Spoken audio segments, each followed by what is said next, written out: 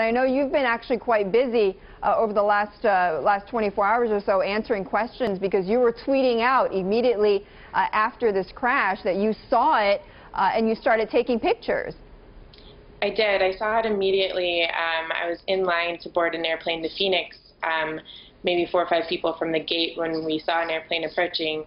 Nothing looked too out of the ordinary, didn't really pay much attention, and then all of a sudden it was skidding across the runway on its belly. There was black clouds of smoke.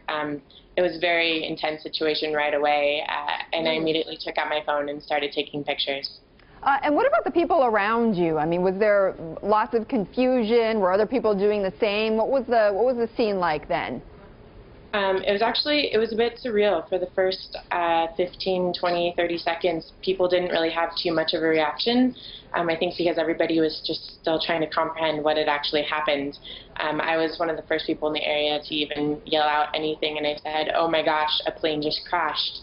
And the agent looked at me and asked if I was serious, and ran over to the window when I said I was. At this point, I'd already been taking pictures and I'd been starting to tweet about what I had seen. So you had actually seen this before the agent. You were at the U.S. Airways counter, is that right? I was, yes. I was a few feet away from one of the gates boarding a U.S. Airways plane. So what happened after? I mean, did the airport immediately shut down? Was there a lot of confusion? Was your flight pretty much canceled? Yes. So almost immediately, the airport. About 10 minutes after the crash, the airport came over the intercoms and let everybody know that the airport was closed down for the time being, that there weren't any incoming or outgoing flights. But really, for that first 10 minutes or so, there was no real action or news from anyone. Everybody was just kind of sitting around speculating what was going on. And you were still able to see this airplane that just crash landed. What did you start to see, or what did you see in the first few moments after it came to a stop?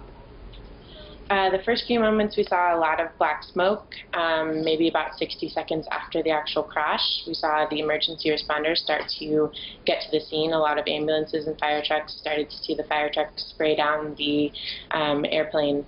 And maybe after 4 or 5 minutes, the actual black smoke started to die out a bit, and we were hopeful that things were getting under control over there. And then a few minutes later, the black smoke actually started up again, maybe 4 or 5 minutes after that, and came on a lot stronger. And at that point, everybody was very, very concerned.